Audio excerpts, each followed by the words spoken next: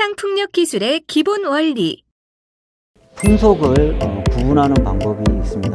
그리디 페리티에 도달할 거라고 생각을 하는데, 우리나라는 2040년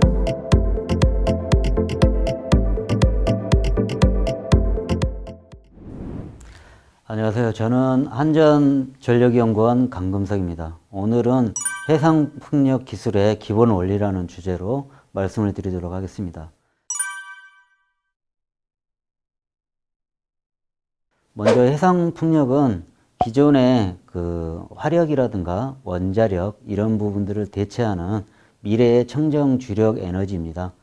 한 10년, 20년 전만 해도 저희가 대체 에너지라는 말을 썼는데, 그때만 해도 이런 재생에너지가 실질적으로 기존의 전원을 대체할 수준은 되지는 않았는데, 지금은 태양광이라든가 해상풍력 이런 부분들은 기존 전원을 대체할 수준까지 어떤 기술 수준이라든가 보급 이런 부분들이 늘어난 상황입니다.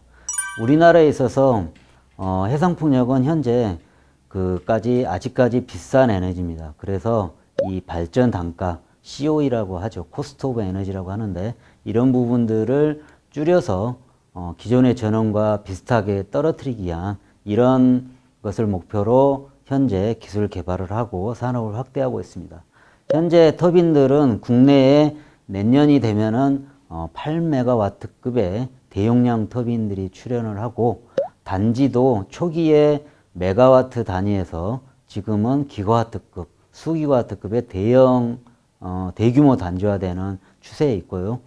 해상풍력 부지 자체도 좀 더 깊은 수심으로 그리고 외해로 나가는 모양을 취하고 있습니다. 현재 전 세계적으로 해상풍력은 약 30기가와트를 넘어섰습니다.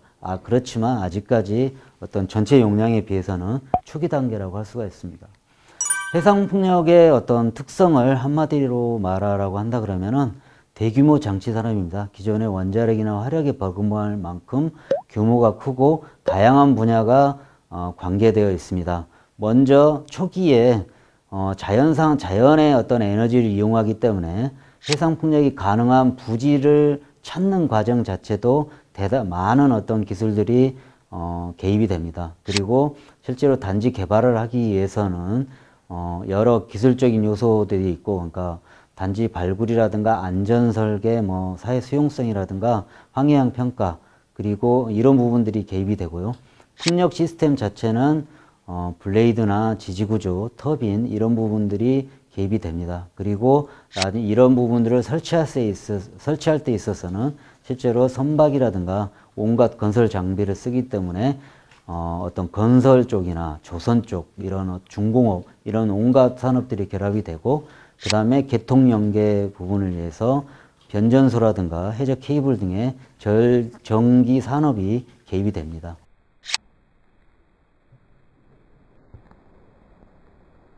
이러므로써 실제로 해상풍력 같은 경우는 다양한 산업이 연관이 되어가지고 대규모 장치 산업이 되겠습니다. 그래서 해상풍력의 어떤 개발 목표, 해상풍력을 하는 목표를 간단하게 설명을 하면은, 먼저 해상풍력을 할 수 있는 가능한 많은 부지를 발굴하기 위해서, 그러니까 단지 평가하고 부지 발굴하는 기술이 가장 하나 중요하고요. 그 다음에 단지를 어떻게 경제적으로 개발할 것인가, 그리고 단지의 어떤 운전 효율을 얼마만큼 높일 것인가, 그리고 안정적으로 수용가까지 어떻게 전력을 공급할 것인가, 이게 목표일 뿐만 아니라 기술적으로 해결해야 되는 그런 주요 주제가 되겠습니다. 우리나라는 현재 해상풍력이 아주 초기 단계라고 할 수 있습니다. 현재 상태 전국적으로 해가지고 135메가밖에 없습니다.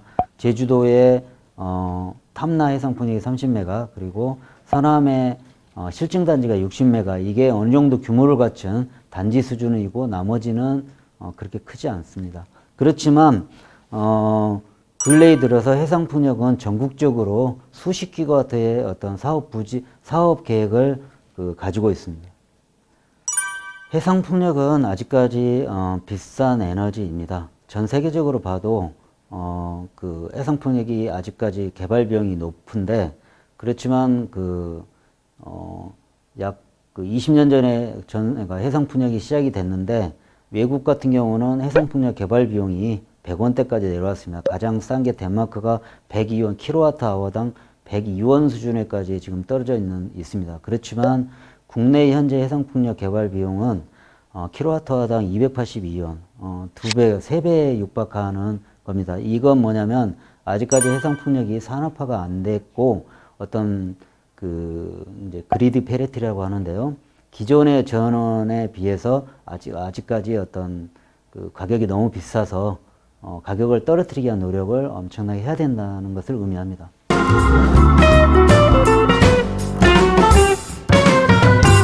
해상풍력과 관련한 궁금증을 해결해 드립니다.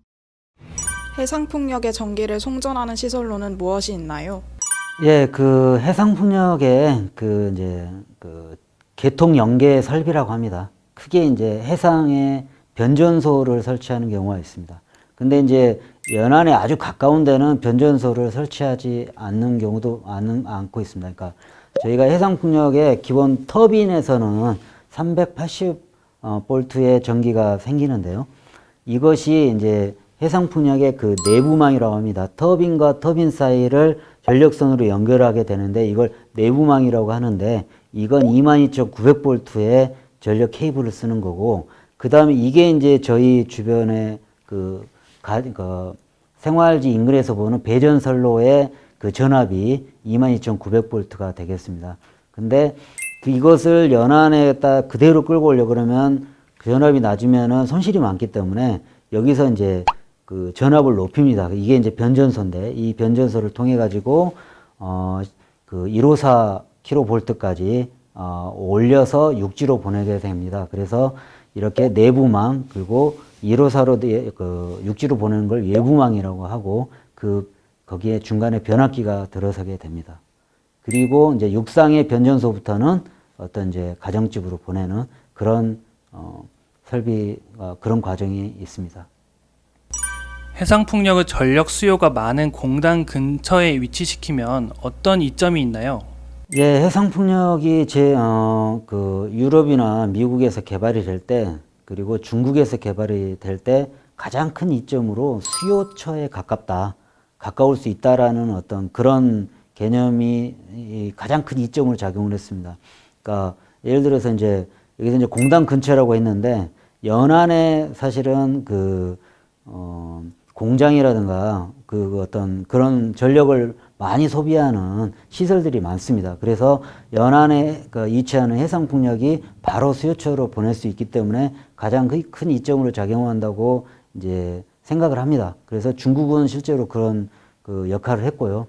그렇지만 아쉽게도 국내 같은 경우는 가장 지금 해상풍력의 좋은 부지로 서해안이나 남해안 그리고 이제 제주도 이쪽인데 이쪽이 어떤 전력의 수요처하고 굉장히 거리가 멉니다. 그래서 우리나라에서는 아쉽게도 사실은 그런 이점을 볼 수가 없어서 오히려 해상풍력을 개발하기 위해서 대규모 어떤 전력 개통 설비를 구축해야 되는 그런 좀 안 좋은 여건에 우리나라에는 있습니다. 좀 아쉬운 부분이죠. 예, 이상으로 질의응답을 마치고 오늘 이렇게 해상풍력 기술에 대해서 들어주셔서 감사합니다. 저는 전력연구원의 강근석이었습니다.